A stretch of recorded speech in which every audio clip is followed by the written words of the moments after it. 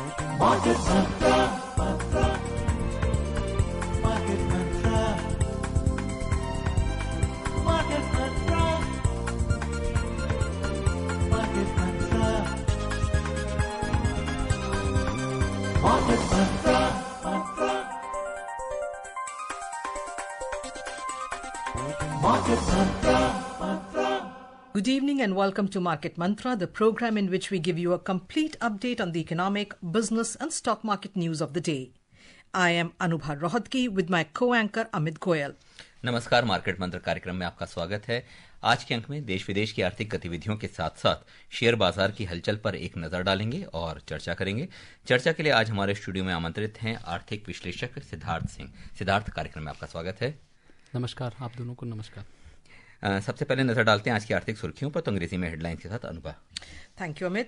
Domestic benchmark indices surge over 2%. Sensex jumps 1,961 points.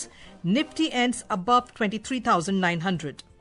Markets in Asia and Europe display mixed trend. And crude oil price slip. Brent crude trades at $73.73. आर्थिक सुर्खियों में घरेलू share सूचकांकों में 2% से अधिक का उछाल, सेंसेक्स में 1,961 अंक की बढ़त और निफ्टी 23,900 से ऊपर दर्ज। एशियाई और यूरोपीय शेयर बाजारों में मिलाजुला रुझान और अंतर्राष्ट्रीय बाजार में कच्चे तेल की कीमतों में गिरावट, ब्रेंट क्रूड $73.73 प्रति बैरल के आसपास दर्ज।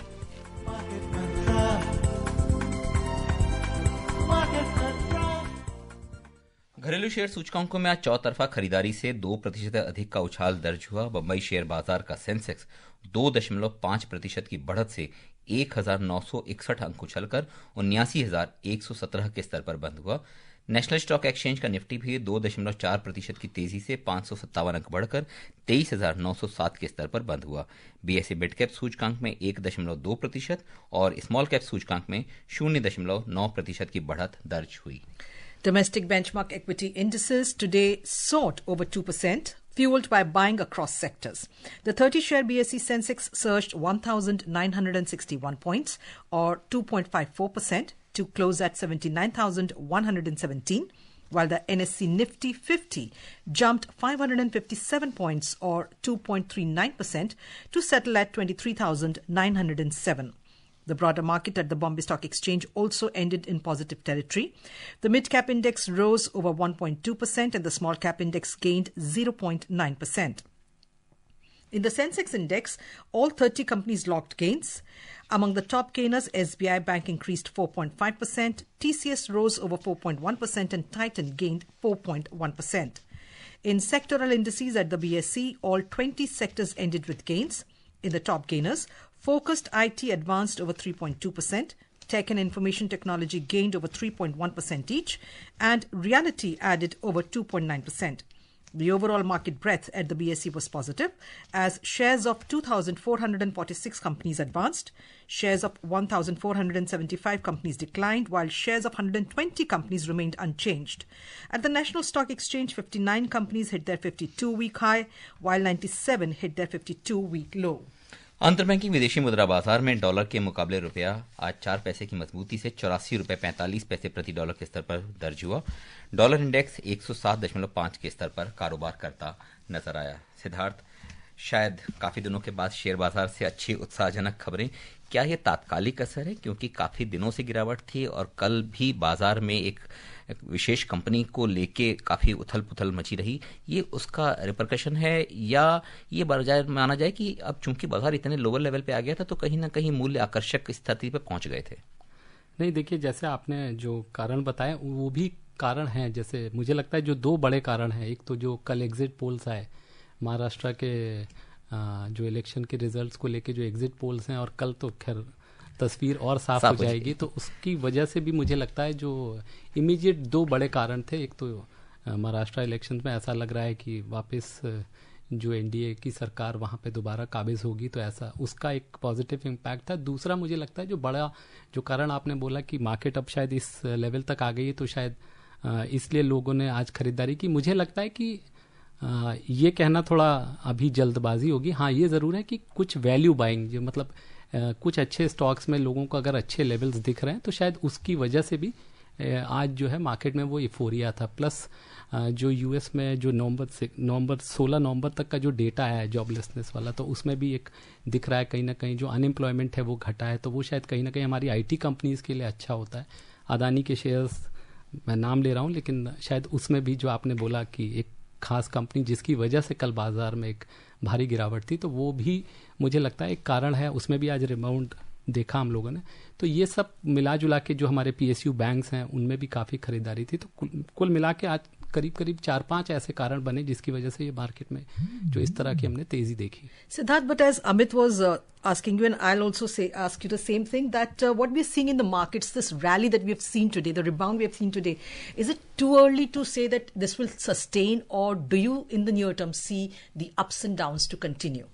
See, Anubha, it is very difficult to predict what will happen tomorrow in the market, because I think markets by nature are very unpredictable. But yes, I think still I think it is too early to say that we have seen the worst or this is the bottom, because there are too many uncertainties in the world right now. We are seeing now again there is action in Russia, Ukraine. Yes. And plus US again since the victory of Donald Trump. So that impact is already being felt on several fronts. So, and what actually happens when he takes over, plus our own domestic, our own earning outlook, the FIIs, the way they have exited Indian markets. So there are several still unknowns. Yeah. So I think all that, I think this kind of the market volatility or the kind of ups and downs, I think we should see it for until unless things settle down. Yes. And things get clearer. So I think it should take some more time for all this to settle down, and only then we can definitely conclude so that we've seen the worst or the bottom. So would you say that this is a right time, the market correction that we're seeing, so this could be a right time for or this can be seen as an entry opportunity for investors? See, entry obviously yes. I think even in especially in blue chip stocks, yeah, if you talk about. That's what value buying, as we were discussing. Yes. That is one of the reasons. If people are seeing that good stocks have also fallen, and if you're getting them at good levels, plus I think the right strategy would be to buy in little in good, because you could still see some downside. Plus, and I think in such circumstances, the best thing is to keep some cash in your hand and keep putting money in good stocks. Plus, as we always say, you need to be invested for a long term. Yes, and opportunity is good for retail investors and even for people who have invested before the market started, coming down. I think even they need to don't need to get jittery. They need to have faith in their investments, and because there is no reason or there is no reason for worry as far as India's own macroeconomic fundamentals are concerned. Only I think one of the concerns area is in our inflation, which I think RBI is already looking at. Plus from the government side also there are several supply side measures are being taken. So we should see even that also coming under control. हाँ सिद्धार्थ, आज अगर देखा जाए तो अगर Sensex या Nifty की बात करते हैं वहाँ तकरीबन 2.5% की तेज़ी रही है, लेकिन साथ ही साथ मिड कैप और स्मॉल कैप में भी तकरीबन 1% के आसपास वहाँ तेज़ी बनी है। तो जैसा कहा कि बाजार में चौतरफा कहीं ना कहीं एक खरीदारी का माहौल था। सिर्फ क्या यही वजह कि शेयर इतने अच्छे शेयर एक बहुत अच्छे लेवल पे मिल रहे थे, क्या सिर्फ यही वजह थी, या कहीं ना कहीं निवेशक का भरोसा जो है बाजार में अभी भी बरकरार है इतनी सारे ऑड्स होने के बावजूद भी? चाहे वो अगर एक अडानी के प्रति कोई विशेष खबर आती है और उसके प्रति एक पूरा हाहाकार भी मचता है और वैश्विक परिदृश्य भी बहुत ही ज़्यादा फेवरेबल हो, ऐसा भी नहीं है। तो क्या ये दर्शाता है कि हमारे जो घरेलू कारण है वो अभी भी काफ़ी मजबूत और निवेशकों का भरोसा बरकरार है, या शेयर बाजार की जो तेज़ी है वो निवेशकों का भरोसे को डिगने नहीं दे रही? नहीं, आप दोनों बातें जो आपने बात कही बहुत वाजिब बात कही। देखिए, अगर आप FIIs के जब से विड्रॉल शुरू हुआ अक्टूबर के महीने में और उन्होंने एक बड़ी तादाद मतलब तकरीबन 1,10,000 करोड़ जो है बाजार से बाहर गया, FIIs के द्वारा निकाला गया, उसके बावजूद हमने देखा उतने ही तकरीबन 1 लाख करोड़ इन्वेस्टमेंट जो हमारे डोमेस्टिक इंस्टीट्यूशनल इन्वेस्टर्स हैं उन्होंने किया। और अगर आप जो लेटेस्ट जो लास्ट डेटा आया था जो म्यूचुअल फंड्स का भी डेटा, तो उसमें भी हम लोगों ने देखा कि कहीं भी जो हमारा जो डोमेस्टिक इन्वेस्टर है उसमें अभी भी जो उसका विश्वास है वो भारतीय बाजारों में बना हुआ है। तकरीबन 25,000 करोड़ के ऊपर चला गया जो सिस्टमैटिक इन्वेस्टमेंट प्लान से जो इन्वेस्टमेंट आ रहे हैं मार्केट्स में। तो मुझे लगता है जो आप बात कह रहे हैं वो बिल्कुल ठीक है, और शायद ये जो FIIs का जो आपने भी कहा कि जो म्यूचुअल फंड SIP का जो 25,000 करोड़ रुपया है, क्या यही मजबूती दे रहा है बाजार को? और क्योंकि जो म्यूचुअल फंड कंपनियां हैं वो उनको तो निश्चित तौर पे इतना अगर मात्रा में धन आएगा तो उसको निवेश करना ही है। नहीं, वो बात आपकी सही है, लेकिन वो पैसा आ रहा है ना, तो वो क्यों आ रहा है?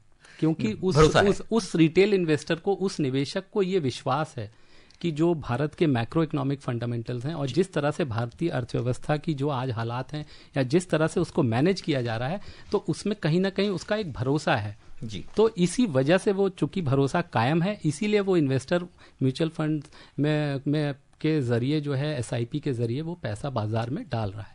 और एक चीज, और फॉरेक्स का भी डेटा बीच में अभी कुछ आया, उसमें भी काफी बड़ी मात्रा में गिरावट आई है। ये क्या सिर्फ रुपए को संभालने के लिए रिजर्व बैंक ने डॉलर बेचे हैं, क्या उसकी वजह है, या जो FIs ने बहुत मात्रा में पैसा निकाला है, या और भी कुछ वजह क्या? और क्या इसके लिए हमको थोड़ी सी चिंता करने की जरूरत है? क्योंकि फॉरेक्स का जो रिजर्व था वो बहुत मजबूती दिखाता था, भरोसे को भी। आप बिल्कुल ठीक कह रहे हैं। और देखिए, जब हम लोग रिजर्व बैंक से बात करते थे तो वो ये बात कहते थे कि जो हमने इतना बड़ा जो फॉरेक्स रिजर्व जो कि तकरीबन $700 बिलियन, $700 बिलियन तकरीबन तक पहुंच गया था, वो हमने इसी दिन के लिए बिल्ड किया है, ऐसी सिचुएशन को फेस करने के लिए बिल्ड किया है जब हम देखें कि सडनली FIIs का एग्जिट हो। तो ये हम देखें कि, और RBI का ये हमेशा एक जो है इस बात पे जोर रहता है कि जो रुपए में जो है ना तेजी से उतार चढ़ाव ना आए। तो वो इस बात, और यही वजह है जो आपने कहा। दूसरा कारण जो अभी जब से डोनाल्ड ट्रंप राष्ट्रपति जब से निर्वाचित हुए अमेरिका में, तब से डॉलर जो है लगातार मजबूत हो रहा है। ऐसा वहाँ पे मतलब ये लग रहा है कि ऐसी पॉलिसीज आएंगी जिससे कि उनकी इकोनॉमी को मजबूती मिलेगी, तो वो भी कहीं ना कहीं वो सेंटिमेंट डॉलर को फ्यूल कर रहा है, डॉलर मजबूत हो रहा है। और ये बिल्कुल ठीक कहा आपने, एक कारण FIIs का है। दूसरा, RBI लगातार मार्केट में इंटरवीन करता है so that for orderly movement of रूपी। वो ये इस बात को सुनिश्चित करते हैं कि कोई बहुत शार्प करेक्शन और शार्प फॉल और शार्प राइज ना हो रूपी में। So, Siddharth, would you say that what we were discussing about this volatility, will it continue, or is it too early to say that the rally will sustain?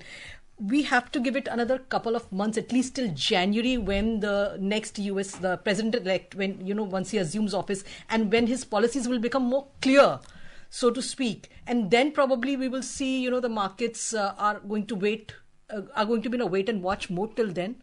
Yeah, Anubha, if we take things as they stand, yes, your answer is yes. Post January, we may see some semblance returning to the market.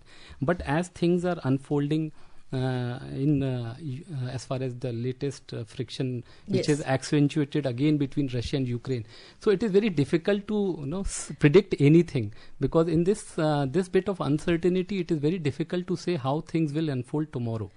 So. Yes, but what my feeling is that yes, we will see these kind of ups and downs in the market because of the lot of there's a set of issues, there are events, set of factors which are affecting the markets the world over, not just India. Yeah, right. नजर डालते हैं कुछ और खबरों पे। भारतीय reserve bank के governor Shaktikanta Das ने स्थिर मुद्रास्फीति को स्थायी विकास के लिए महत्वपूर्ण बताया है। उन्होंने कहा कि इससे लोगों की क्रय शक्ति बढ़ेगी और निवेश के लिए उपयुक्त माहौल बनेगा। केंद्रीय बैंकों के उच्च स्तरीय नीति सम्मेलन को संबोधित करते हुए श्री दास ने कहा कि स्थिर मुद्रास्फीति से आर्थिक अनिश्चितता को कम करने और बचत तथा निवेश को बढ़ावा देने में मदद मिलती है, जबकि ऊंची मुद्रास्फीति से सबसे ज्यादा गरीब लोग प्रभावित होते हैं। उन्होंने बताया कि भारत के निरंतर आर्थिक विकास से रिजर्व बैंक को मुद्रास्फीति को 4% तक सीमित रखने में मदद मिली है। बहुत संक्षेप में सिद्धार्थ, रिजर्व बैंक कहीं ना कहीं इस बारे में तो रिजर्व बैंक की तारीफ निश्चित तौर पे करनी पड़ेगी कि जो मुद्रास्फीति के मामले में उसका जो आकलन है और उसके जो काम है वो बहुत सफाई से और बहुत बेहद संतुलित तरीके से उसने किया है कि विकास और मुद्रास्फीति दोनों को उसमें संतुलन कायम किया है। नहीं, आप अमित बिल्कुल ठीक कह रहे हैं। और इसके लिए तारीफ मुझे लगता है 2018 से, जब से जो हमारे प्रेजेंट गवर्नर हैं डॉक्टर शक्तिकांत दास जी, जब से इन्होंने कार्यभार संभाला, मुझे लगता है तब से एक तो जो एक बीच में सरकार और RBI के बीच में कहीं दिखता था कि एक मतभेद हैं, एक तो वो बात खत्म हुई। अगर आप उसके बाद आप जो बात कह रहे हैं कि एक फाइन बैलेंस बनाना इन्फ्लेशन और ग्रोथ और सरकार के साथ कदम से कदम मिला के चलना, तो उस बात पे मतलब बिल्कुल RBI अपना बिल्कुल खरा उतरा है और उसके साथ साथ उनको सरकार से भी उतना ही सहयोग मिला है।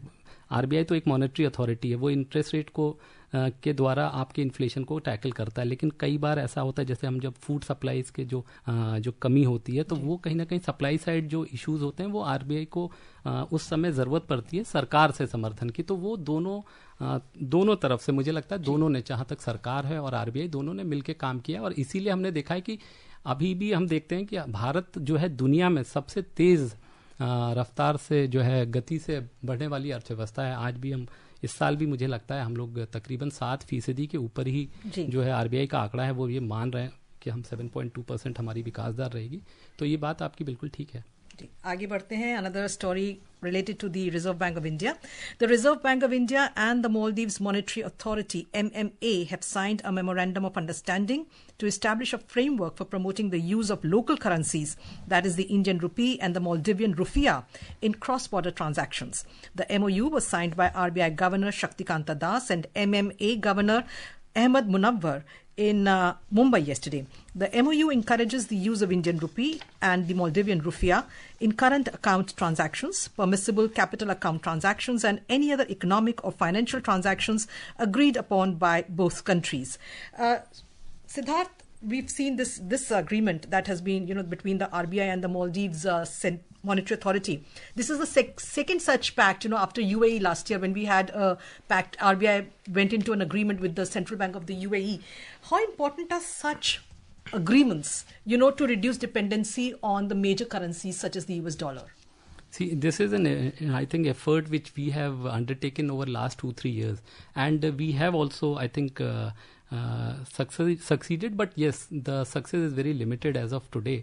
But yes, the today's development that this agreement between India and Maldives also would help establishing rupee as a currency for trade and vice versa for the country with whichever so we would be able to settle the trade between our own local currencies. They would settle in their currency, we would settle. So this also brings down the cost of trade, plus also reduces the time. Plus, also, as you rightly said, it also reduces our dependency on dollar. नफर डालने कुछ और खबरों पे। सरकार ने चालू वित्त वर्ष में कर्नाटक के ग्रामीण निकायों के लिए 15वें वित्त आयोग के अंतर्गत अनुदान जारी किया है। संयुक्त अनुदान की पहली किश्त के अंतर्गत लगभग 450 करोड़ रुपए जारी किए गए हैं। पंचायती राज मंत्रालय के अनुसार इस धनराशि से ग्रामीण क्षेत्रों में स्थानीय निकायों को प्रभावी, जिम्मेदार और स्वतंत्र बनाने में मदद मिलेगी। Moving on, Commerce and Industry Minister Piyush Goyal has announced that the government will introduce a legal framework to ensure privacy of data. Advocating India as a prime destination for investment in technology and innovation, the minister highlighted that alongside its robust legal system, India plans to implement a new framework that will enable the secure and free flow of data among trusted partners. Speaking at the UK-India Business Council's UK-India Technology Futures Conference, Mr. Goyal emphasized the need to understand the intersection of the digital world and sustainability issues in the future. He also highlighted India's uniquely interconnected power grid, positioning it as a global leader in addressing these challenges. Mr. Goyal said that by 2030, the country will have a 1,000 gigawatt grid connected through the length and breadth of the country. He added that India and UK can collaborate on technology in the fields of artificial intelligence, education, telemedicine, climate modeling, precision agriculture, among others. और नजर डालते हैं एशियाई share बाजार पर। एशियाई बाजारों में आज मिला जुला दौर रहा। दक्षिण कोरिया का कोस्पी 0.8%, जापान का निक्केई 0.5% और सिंगापुर का स्ट्रेट्स टाइम सूचकांक 0.2% की बढ़त से बंद हुआ। हालांकि चीन के शंघाई कंपोजिट सूचकांक में 3% से अधिक की गिरावट दर्ज हुई। हांगकांग के हैंगसेंग में भी लगभग 2% का नुकसान रहा। उधर यूरोपीय बाजारों के शुरुआती कारोबार में मिला जुला दौर रहा। कारोबार के दौरान फ्रांस और लंदन के शेयर बाजार 0.6% तक की बढ़त के दायरे में नजर आए, जबकि जर्मनी का शेयर बाजार मामूली गिरावट में नजर आया। Moving on to U.S. markets, U.S. stocks edged higher yesterday, led by gains in sectors including utilities, financials, consumer staples, and industrials. Meanwhile, the country's weekly report of jobless claims showed an unexpected fall, reflecting rebound in job growth during November of current fiscal year. The Dow Jones Industrial Average jumped over 1%, S&P 500 added over 0.5%, and Nasdaq Composite ended the session with a marginal gain of 0.03%. Siddharth, a very quick comment here. We've already seen 75 basis points cut by the US Fed in their interest rate. They've already begin with their rate cut cycle. Do you expect this to continue in the coming FMOC meeting in December? I think as the Fed chairman said after the last meeting, yes, that they won't be impacted by what, after the victory of Donald Trump, what his economic policies. But I think somehow it would also impact, because as we have seen the post victory of Donald Trump, we are seeing that these his announcements, his policy of stricter immigration laws and higher tariffs. And plus, so all this is also showing some impact on their own and is giving that euphoria. That's why we're seeing the dollar index going up. So I think all that would, and plus they're also talking about, he's talking about pushing the local economy, cutting taxes, which means higher deficit. So I think we'll have to wait and watch how in future Fed would act. And I think what you're saying also reflects in the, what US Fed Chairman Jerome Powell recently said. He also is saying, that there is no need to rush through it. We will take a call. So that was basically the gist of what he said, that they may or may not go in for another rate cut. Yes, plus I think what, as you said rightly, US is also giving us still that conflicting data we are getting from US. So 1 month you get something, plus another month you have just the opposite. So I think that also needs to settle down, and I think the most important thing is the new administration settling down. कुछ और खबरों पर नजर डालते हैं। केंद्रीय शिक्षा मंत्री धर्मेंद्र प्रधान तथा श्रम और रोजगार मंत्री मनसुख मांडविया ने आज नई दिल्ली में 6 राज्यों पर आधारित jobs at your door step नामक रिपोर्ट जारी की। इस अवसर पर श्री प्रधान ने सुझाव दिया कि विश्व बैंक की टीम संपूर्ण भारत के लिए इस तरह की रिपोर्ट जारी करने पर काम करे। श्री प्रधान ने कहा कि इस तरह की गहन रिपोर्ट से प्रगतिशील नीतियां बनाने में मदद मिलेगी। उन्होंने कहा कि वर्तमान परिस्थितियों में आर्थिक गतिविधियों में बदलाव हुआ है, जिसके कारण कार्यबल के कौशल को सुदृढ़ और मजबूत बनाने की जरूरत है। At the 55th International Film Festival of India, IFFI, in Goa, one of the most significant and eagerly awaited events is the Film Bazaar, organized by the National Film Development Corporation of India, NFDC. This event draws a substantial number of film-related personalities and serves as a vibrant marketplace for filmmakers, producers, distributors and other stakeholders in the global film industry to connect, network and collaborate. Since its inception in 2007, the Film Bazaar has been instrumental in fostering co-productions, distribution and showcasing independent and regional Indian cinema on an international stage. While speaking to Akashvani, IFFI's special invitee George Tiller shared that his experience at the Film Bazaar has been quite positive, providing him opportunities to build new connections. I'm presenting a film in the festival. I had a great reception of the film so far. I'm making a lot of contacts here at the bazaar. And I also, which I didn't know, make a lot of new connections to Indian cinema. I will see. For now, there is great interest on both sides. I need to see also what we can do, because I'm approached by many Indian filmmakers and producers. But it's actually not so easy, of course, to co-produce with India, in Austria especially. But I'm curious to explore what is possible. Film personalities from various segments are also present at the Film Bazaar. Speaking to Akashvani, film and OTT actress Rashmi Agrekar explained how a platform like the Film Bazaar helps her as an artist in meeting directors and producers. A place like Film Bazaar is just perfect, and because I'm also here with my film, it's called Rao Saheb, and we are in the international competition. So I'm here not just with a film but also to talk to people, like-minded people, discover more directors, producers, writers, co-actors, and just like hang out, discuss the craft and see where it goes. Let's move on to commodities. Oil prices slipped today. Brent crude was trading over 0.6% down at $73.73 per barrel, while the WTI crude had lost 0.7% to trade at $69.61 per barrel when reports last came in. सराफा बाजार में सोना आज बढ़त के साथ कारोबार करता नजर आया। अंतिम समाचार मिलने तक 24 कैरेट का सोना लगभग 1% बढ़कर 77,860 रुपये प्रति 10 ग्राम के स्तर पर रहा, जबकि चांदी 1.1% की बढ़ोतरी से 91,390 रुपये प्रति किलोग्राम के स्तर पर दर्ज हुई। मल्टी कमोडिटी एक्सचेंज में अंतिम समाचार मिलने तक दिसंबर के वायदा कारोबार में सोने का मूल्य लगभग 1% की बढ़त से 77,450 रुपये प्रति 10 ग्राम पे रहा, जबकि चांदी 1% बढ़कर 90,880 रुपये प्रति किलोग्राम के स्तर पर दर्ज हुई। सिद्धार्थ, सोने चांदी ने बहुत लोगों को शायद चौंकाया भी है और आश्चर्यचकित भी किया है। तो अब जो 80,000 के भाव, और क्या वो तात्कालिक था या इस पे अमेरिका का असर भी यहाँ पे नजर आ रहा है, क्योंकि डॉलर मजबूत होता नजर आया है? क्योंकि तब हम जब बात करते थे 103 डॉलर इंडेक्स 103 104 पे था, अब 107 से भी ऊपर है। तो क्या सोने का भाव तकरीबन अब आप मान सकते हैं कि वैवाहिक अवसरों के भारत में, क्योंकि व्यावसायिक अवसर बहुत बड़े खरीदार के रूप में उभरते हैं सोने और चांदी के लिए, तो क्या ये 77-78 हज़ार रुपए का जो स्तर है सोने का घरेलू बाजारों में, ये उपयुक्त है? अब इसमें बहुत बड़ी गिरावट या उछाल नजर नहीं आता, और वैश्विक अगर स्तर पे देखें तो सोना $2500 से भी ऊपर है, वहां पे क्या स्थिति बनती है?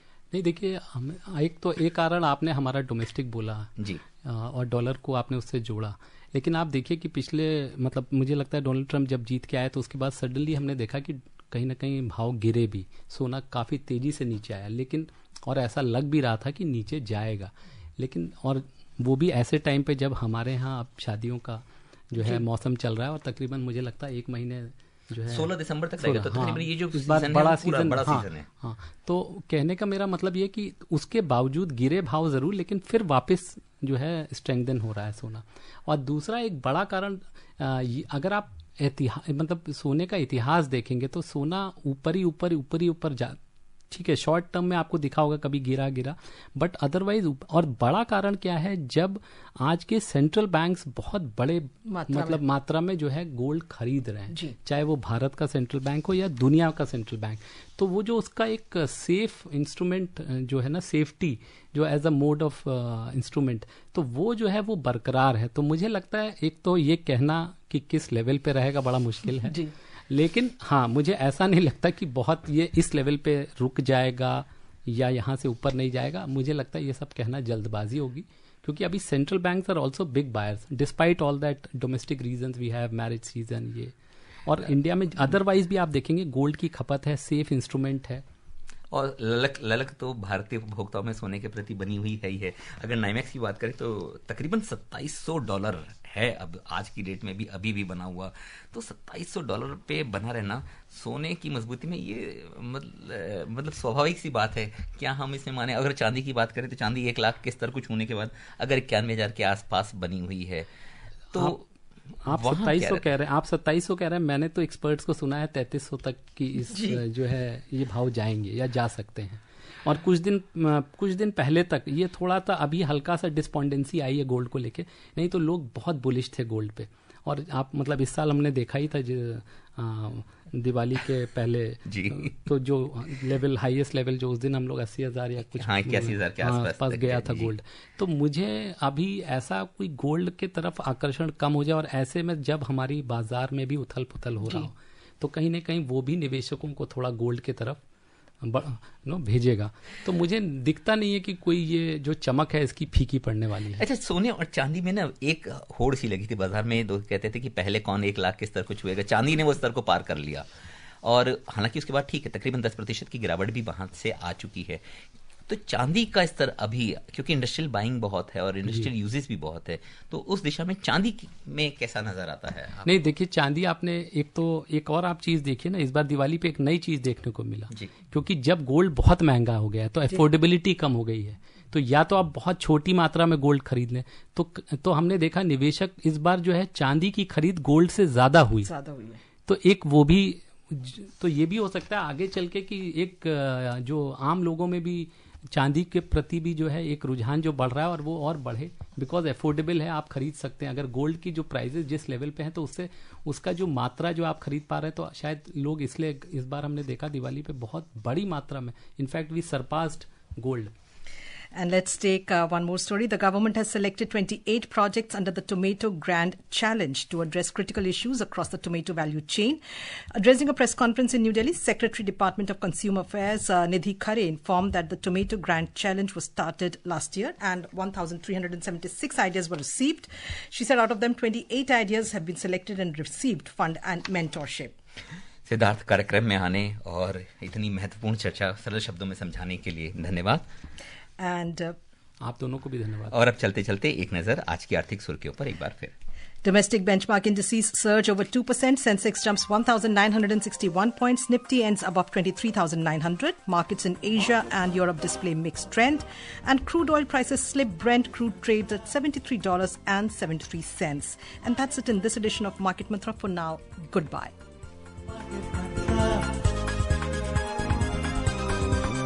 Market Mantra.